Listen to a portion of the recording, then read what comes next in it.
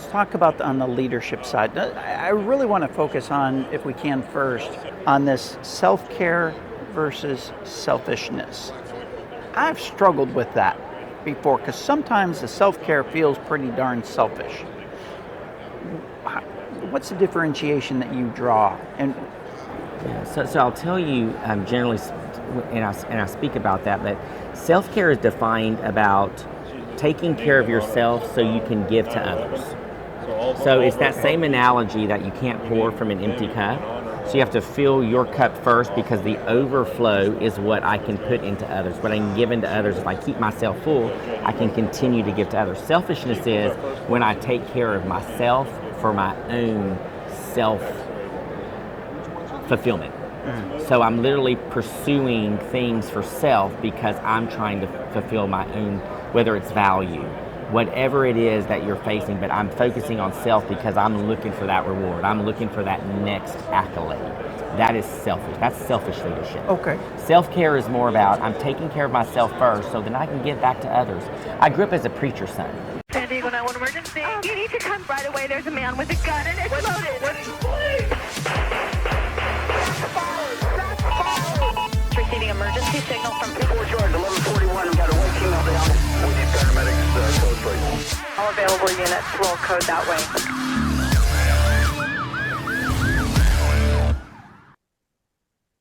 Welcome to the De-Escalation Conversations Podcast. This episode, along with about a dozen more following this one, were all filmed live at the EMS World 2025. Now, you'll notice that the background is a little bit wild and the audio levels are a little bit wild because we were in the middle of the Expo Center in the Wellness Hub.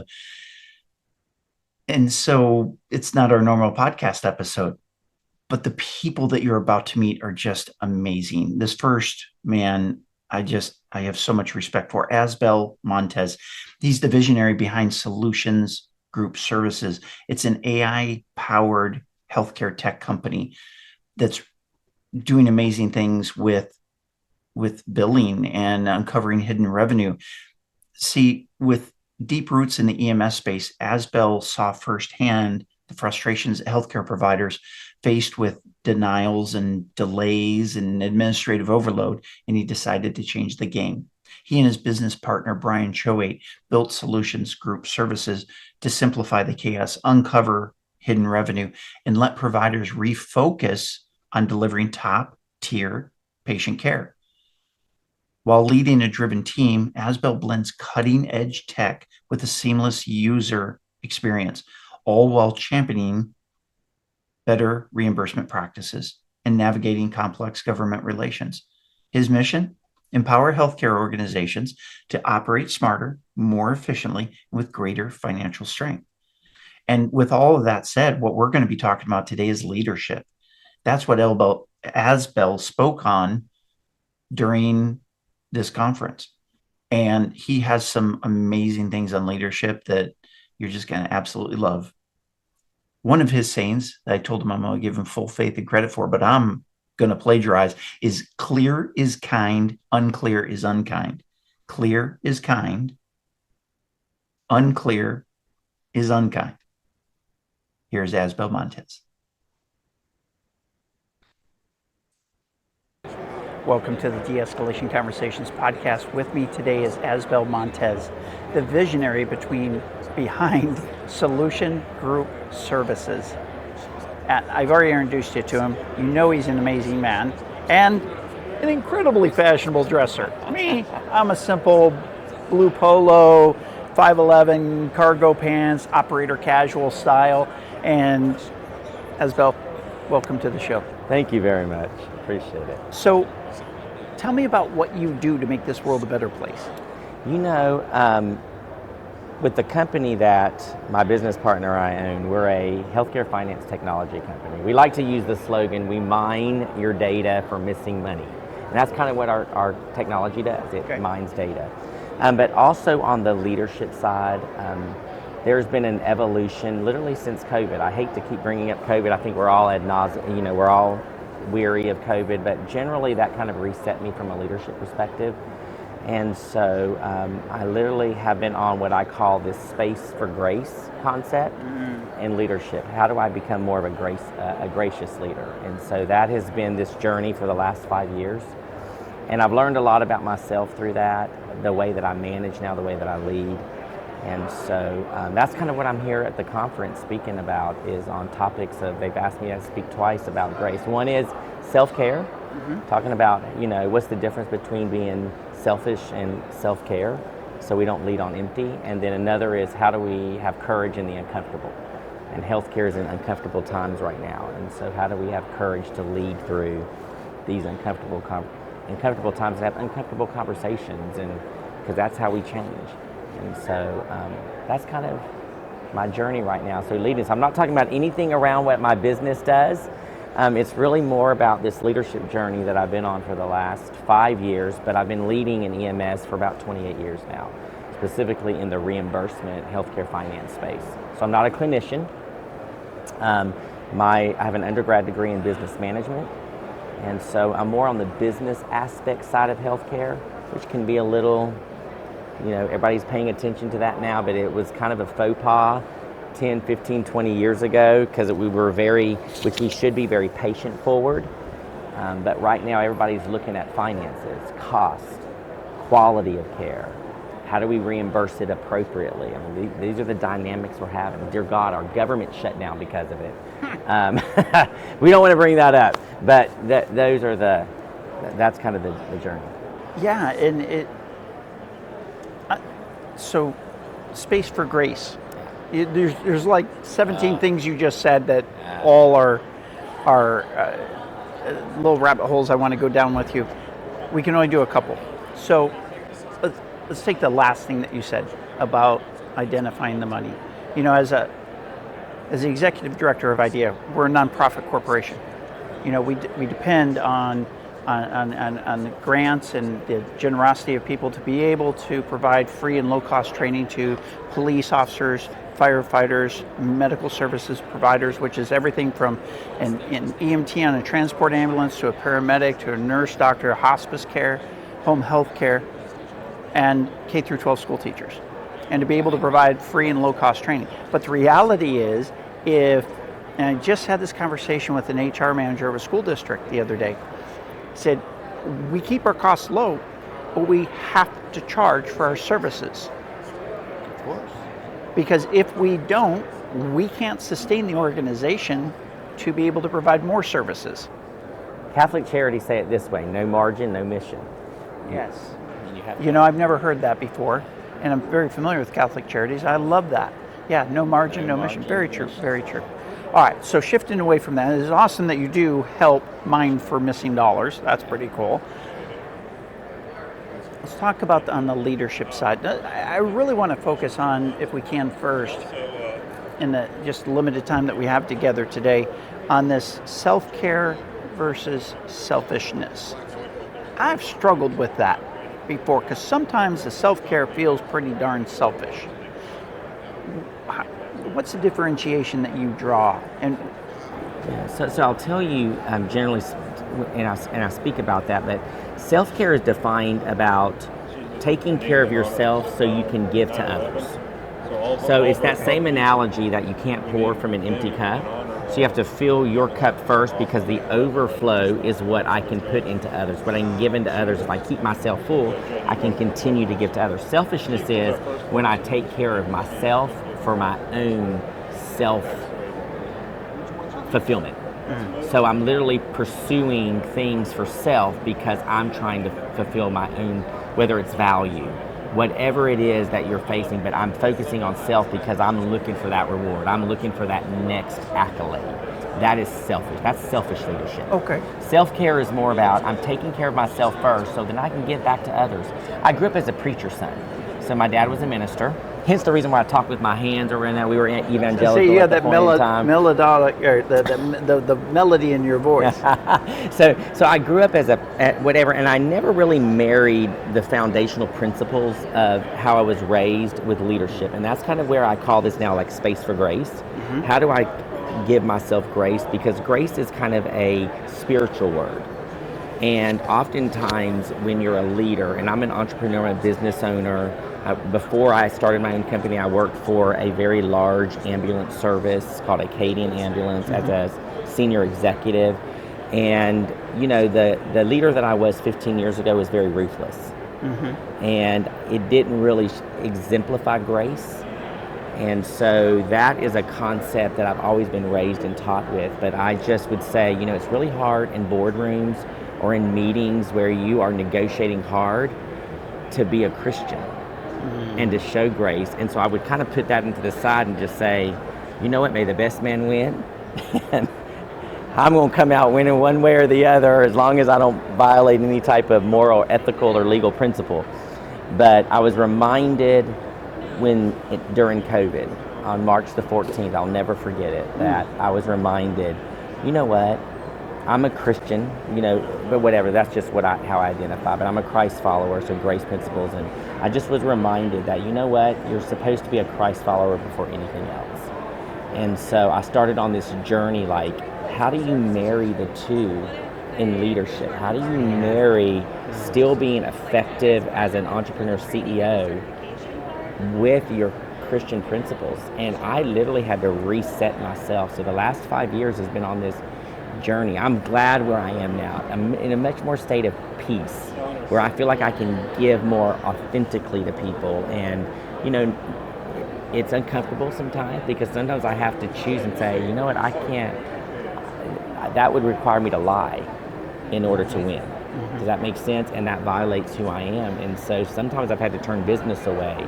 I've lost bids and we've lost contracts because of that. But I can sleep better at night knowing where I'm at on this journey. Yeah, that makes perfect sense. Yeah. Makes perfect sense. So, on the leader that you are today is not the leader who you were. Oh, not at all. And that's a big benchmark, 15 years. What about over the last 6 months? Okay. You know what? I will tell you, and I gave this example. My wife and I have a podcast that we call A Cup of Real. And we talk about, it's called A Cup of Real, like R-E-A-L. Love it. And so we talk about some of our stuff about life. It's kind of a lifestyle vlog.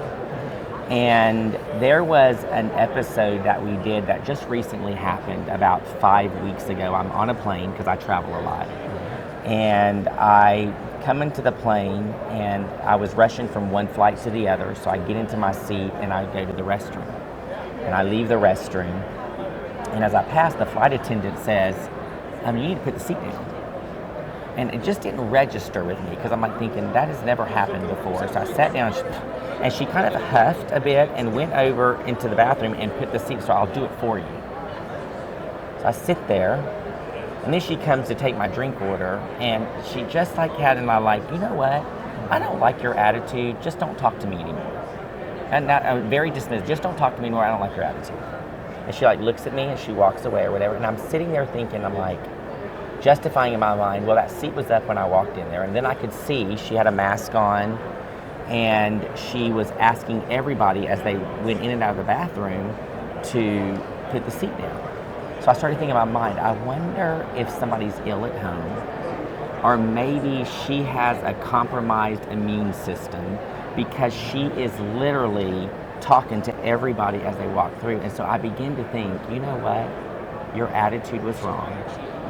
You reacted differently. And so about 45 minutes into the flight, she came to take my order, and I looked at her and I said, you know, I owe you an apology.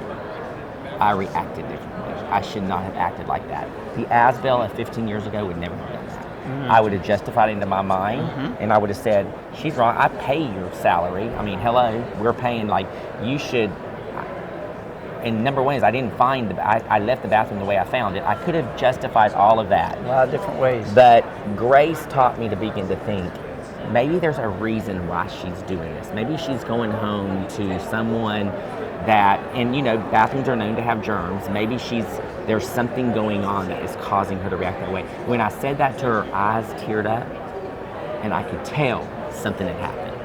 And so that is the leader that I want to be. Like, But you mess up, and when you mess up, you have to be able to say, you know what, I got that wrong. Okay, mess up, you got to fess up. Oh, I like that. Mess up, fess up. I like that. Yeah. There was so I was a police officer for 30 years. And there was one day, it was early morning, it was around 8:30 in the morning, traffic was a little bit heavy. And there was a pursuit that was going on. And I was coming up on this exit on the freeway, and it could go either way. Like if I take this exit, and depending which way the suspect goes, or I go on the freeway if he goes a different direction. And he went the way where I need to take the exit. So I've got I call them my excuse me lights. They're the rear ambers that are flashing. And I've got those on, and I cut over in front of a car, and I'm not kidding you, not 10 seconds later, the car stops, and they're getting him in custody, and pursuit's over. And right after I cut over, I looked in the rearview mirror, and the guy in the pickup truck that I had cut off is screaming. I can read his lips.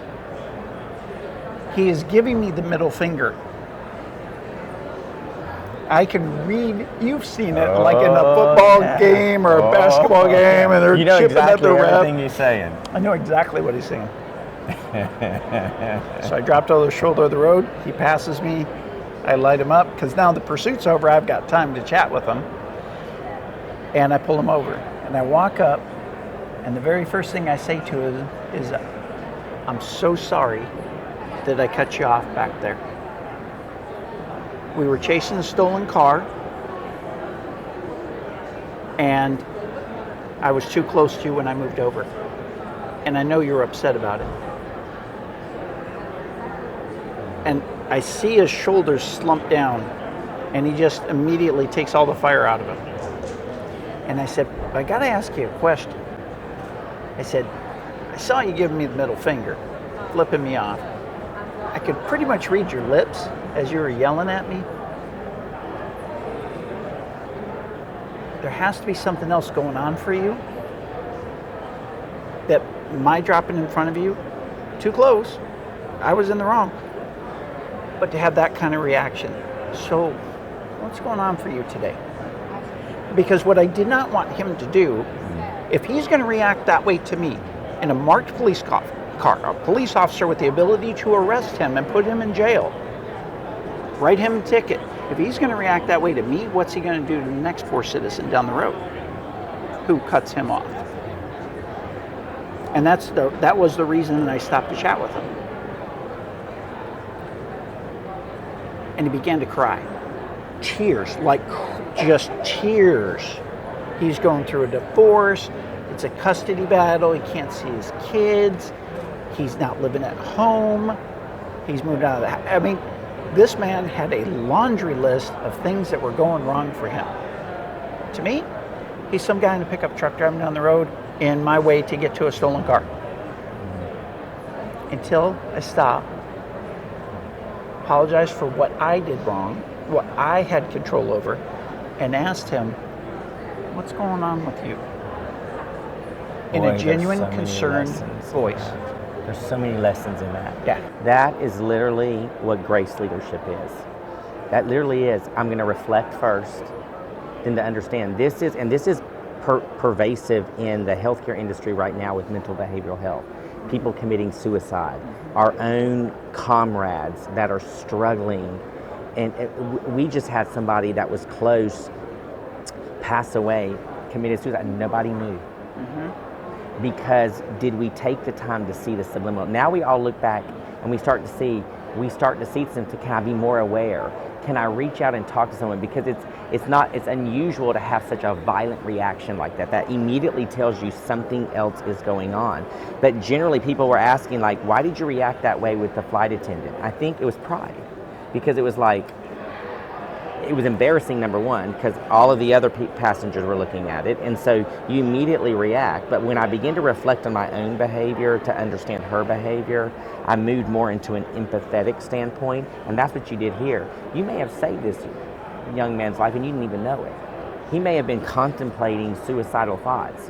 We don't know, because when you're going through life hits us differently and people react differently. And I think that's why we see suicide rates. People having, because we're not cognizant of our fellow man. This is where selfishness gets in. Selfish tells, I'm paying more attention to me to see what value it brings to me. Self-care means, can I fill myself to overflow so I can help others? Like what you did. You reached out, pulled him over, said, something's wrong, I'm going to apologize, and that gave him the ability to speak to you. Wow, what a great story. I'm going to use this story when I talk, if you don't. Man, what a great story. And the reality is, when we on the whole issue of suicide, there's leakage. We just don't necessarily put the pieces together of what that leakage is. We look back with hindsight. My dad, favorite saying from my dad, one of the most amazing men I've ever known, he always told me hindsight's 20/20. It's clear as a bell when you look back. Always. And I've lost several officers I work with and to suicide, and the ability to look back and go, oh, well, yeah, but I didn't think it was that big of a deal. And but you start putting 1 + 1 together and mining for missing dollars. We're mining for missing information. But the ability to reach out to somebody that you're working with, you're friends with, just to say, hey, how are things going? A genuine versus the elevator. I call them bus stop conversations, elevator conversations, right? You're short, they're surface level. You really have no interest in diving into this person's life and say, hey, how you doing today? Good. I'm good. Yeah, and that's it. Something just a little bit deeper. That because one of the biggest things on the suicide is you feel excluded. You feel out of the tribe, out of the group. When we go back to our caveman days, that was dangerous. Yeah. And when we include people, when we make that deliberate effort to reach out and include them, they feel safe, the fear response goes down, and the chances of them committing suicide are a whole lot less because they're being included. There's two things that I found on the suicide end of things that make a big difference, and one of them, as an entrepreneur, I always get his name mixed up. His last name is Kennedy. Dr. Hardy is his co-author. Okay. Dan Kennedy? I think it's Dan Kennedy. Okay. He's a wonderful at marketing. Okay. They wrote a book. The book is most important. Sure. It's called The Gap in the Game. Okay. And the whole concept is, if I start walking in the morning to the horizon, at the end of the day, the horizon looks as far away as it ever did before. That's the gap. The gain is when I turn around and look how far I've come. For you, sir, when you look at 15 years, you've come a long way. Oh, yeah. And you can appreciate that gain. If you look at the gap, I'm still not where I want to be as a man. I'm still not where I want to be as an entrepreneur. I'm still not where I want to be as a boss. That's the gap. And the gap is what oftentimes is a factor in suicide. Right. What do I not have? I'm a burden to my family. I haven't reached that point where I'm not a burden to my family. I'm a burden to others. They're better off without me. Those sorts of things. So the gap and the gain, I think that, along with the inclusion, are two really important factors in that. And this is where hindsight is very important, to look back, to always kind of reflect, what I call reflecting. And as a leader, we always should be reflecting. So when anything happens, I immediately reflect. It's how I train my team. It's how when I speak, it's like immediately I go to reflection. If there's an issue, if there's a hot button, if there's a trigger, whatever it is, I'm going to reflect first.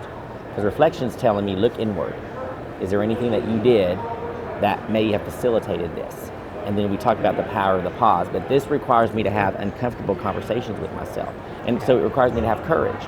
Because I have to be uncomfortable, because it's easy for me to be in the comfort zone. It's easy to say, man, look at all these things that are happening that are great or whatever. But how am I improving other people's lives?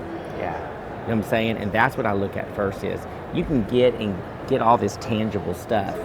But if I'm not leaving away, one of my favorite authors is Dr. Henry Cloud. Dr. Townsend. They write some fabulous books. He's a renowned psychologist, but he's also kind of like a CEO mentor guide as well. But he applies the psychology of things with the principles of business. And he comes from a very similar background that I do, and so he applies these and mixes them in so wonderfully that you begin to understand the concepts of it. And so from boundaries, oftentimes we as leaders, we don't have boundaries. And so it requires me to have courage to start having these uncomfortable conversations with myself. Why am I not saying no? Why am I always saying yes to things? And you get caught up in this piece of it. Why am I not exercising regularly? And so you start putting in things. You prioritize what is important to you. And so if I'm not working out, it's because I put it on the list. Because everybody can work out, even if I'm going to go walk. Even if I have bad knees, even it doesn't, we all make excuses in our mind for certain things, but ultimately you got to have a conversation with yourself. And nobody's looking. I used to do it. I remember I started going through counseling, started on this journey back when I was 28. I started going through counseling, really didn't get a speed, like a turbo boost until 5 years ago. But all these principles were where I would record myself. I would actually make video, talk to myself, and like nobody knew. Like who knew? People know now. I think it's kind of funny. But I used to practice when I would get up and speak. I would talk. I would make a list of stuff. If I got in environments, people don't understand the power of journaling and writing, but you have to have the conversation with yourself. Yes. And then get rid of the horizontal comparison. Yeah. I don't compare myself to anyone. Yeah. I'm not getting up into that. I used to, and we'd be always on this quest to do things. It was why I was that leader that was like, I'm going to go for the jugular. Somebody's going to win, because you're always looking. And so it's always, what can I do? But I'm like thinking, you're leaving a wake. You're just, you use people. 15 years ago, I was not, like I talk about that with all our people now. They're like, man, the old Asbel, you have done a 180, and I have. I was very effective, you know what I'm saying? But people just knew, he's like, you better watch out, because that was my standpoint. I don't want to be known as that. I don't want to have that people thinking, that is not a nice guy. Do you know what I'm saying? He might be effective, but he's not a nice guy. And you have to have, it was hard for me to admit. And those are those conversations, like you have to think about that. Like it's hard to admit, because we can justify in our mind. We can justify, well, this happened, look at this, look at you're doing this, you're successful here. We check that list, but how do you lead people? You know what I'm saying? How do I lead people that don't agree with me the same way? So my parents taught me the principles. This is a faith-based principle, but it was like, it's easy to love people that love you back, but can you love those people who despitefully use you? Can you love those people who talk evil against you, talk bad about you? Their stuff is not true, not valid. Can I still love them? That's the testament for me. So I look at that now, like, can I still be kind to people who are not kind back to me? And I'm doing better. I'm doing better about that. You know what I'm saying? That's the game. That's the game. It's the game. I love it. I love it. I could continue this conversation for hours. You're an amazing man. You have a heart of gold, and I love the direction that you're headed in. Any last thoughts for our listeners before we close this episode up? If something's resonating with you today that we're talking about, like you want to explore that, just start. I just say start. Take it a step at a time, one thing at a time to say, and start with reflecting. That's the easiest thing to do. The easiest thing to do is to begin reflecting. Nobody has to see you. Start journaling. Start writing it out. That's what I do now. When I get upset and angry, guess where I go? My phone into the memo section, and I do it about everything. If somebody in TSA pissed me off because they did something, instead of taking it out on the TSA agent, I go immediately to my phone and write it down. If something happens at work and I get upset about something, I write it down first. And then I'll look back to see, do I need to go back and address it? But I get it out, because that has been probably the best tool. So just start. If you're dealing with anger problems, anxiety, whatever it is, just start, and then eventually find someone to begin talking to. So thank you for the time to come on your podcast. I love talking about this stuff. Well, one of the things that we teach at IDEA is the brain can only be in one of two states. It can be in survival state or executive state. And one of the most powerful tools to shift from survival state into executive state is curiosity. So when you talk about reflecting, being able to get curious about you, being able to get curious about the situation, be curious about the triggers. That curiosity, you cannot be in survival state and be curious at the same time. Brain doesn't allow it. So we automatically will reduce the anxiety, that irritation, that frustration, whatever those negative emotions are that you're feeling when you shift into executive state. Because executive state, easy way to tell the difference is, am I feeling negative emotions? That's survival state. Am I feeling positive emotions? That's executive state. So your reflect and getting curious about that is power. It's neuroscience. I could talk so much about that. In my speech that I'm going to be giving here called Leading from Empty, I talk about the 5 steps, seeing through the eyes of a child. There's 5 elements to see through the eyes of the child, and one of them is lead with curiosity, because children are curious. And you are exactly right, because they don't have all the preconceived notions that we have. When you're a child, it's amazing what happens. And if you can apply those principles to leadership, it's amazing what happens. Thank you for that. Yes, thank you. Folks, thanks for being here with us today on this episode. Thank you for being here. I'd love to give you a gift. It's the Idea Challenge coin, and it has police, fire, and medical symbols, and also because our website is theidea.world, it's got a nice 3D globe. Thank you. Thank you very, for very being much. on the podcast. I truly appreciate it. Thank you. Folks, thanks for being here. Check out EMS World. It's an amazing conference. You get to meet amazing people. And as my favorite sergeant, Jim Reschke, always used to say, and I give him full faith and credit that because I stole it from him, stay safe, do unto others, for they even think about doing unto you. Bye for now. You found a lot of great value in this episode of the De-Escalation Conversations podcast. Please be sure to go to our website, theidea.world, THEIDEA.world. On that website, just click on the link that resonates with you most. If you're a K-12 educator, if you're a firefighter, medical services, law enforcement, flight attendants, whatever industry you're in, we have specialized training for you. So check that training out, because literally it can save your life, it can save your relationship, it can save your career. So check out theidea.world. I'll look forward to seeing you soon. Take care. This is Kerry Mensior, and thanks for watching this episode of the De-Escalation Conversations podcast. I hope you got some great insights that you can use right away. But don't stop here. Click that video link above and keep the momentum going with another powerful episode. And hey, if you haven't already, please hit that like button and the subscribe bell so you never miss an episode. New strategies, new stories, and new ways to connect coming your way every week. See you in the next episode.